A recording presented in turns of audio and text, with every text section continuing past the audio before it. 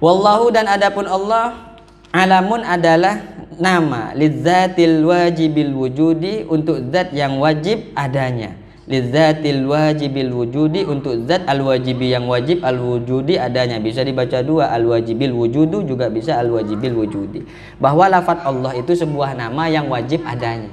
Ingat bahwa Allah itu a'raful ma'arif, lafaz yang ma'rifat, paling ma'rifatnya diantara isim-isim ma'rifat. Dan untuk Allah sendiri yang dibentuk sebagai sebuah nama, nama untuk siapa? Lidzatil wajibil wujud, nama untuk zat yang wajib adanya. Maka ketika misalnya dikaitkan dengan apa namanya, konsep teologi yang dimiliki oleh Abu Musa al-Ash'ari sama Abu Hasan al-Maturidi, beliau Abu Musa al-Ash'ari memberikan konsep, misalnya ada konsep wajib, muhal, dan jaiz. Wajib untuk diimani atau wajib bagi Allah, jaiz bagi Allah, kemudian muhal bagi Allah. Nah, konsep yang pertama ini semuanya ini diambil dari Al-Quran. Kelihatan?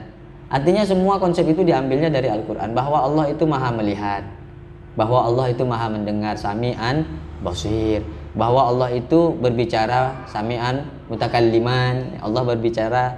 Ini semuanya diambil dari Al-Quran.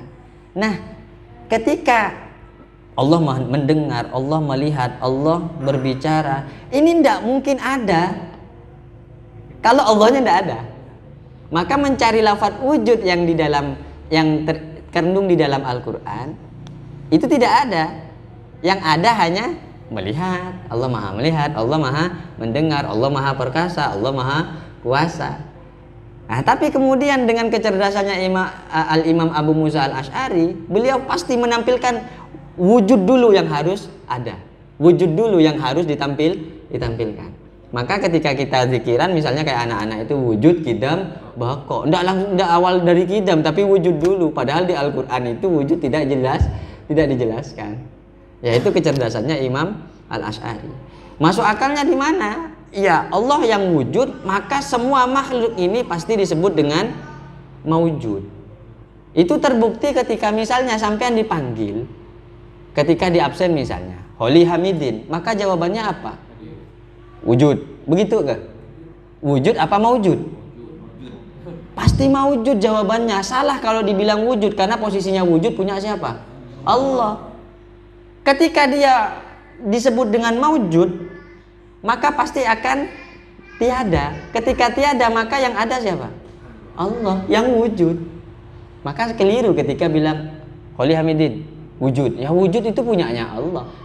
Maka konsep ini yang kadang dikelirukan oleh orang yang disebut dengan manunggaling kawula Gusti. Manunggaling kawula Gusti. Ini bisa keliru, kalau memahaminya keliru, ya jelas keliru, ya akan mengaku sebagai Tuhan. Akan mengaku sebagai Tuhan, dan itu bahaya sekali itu.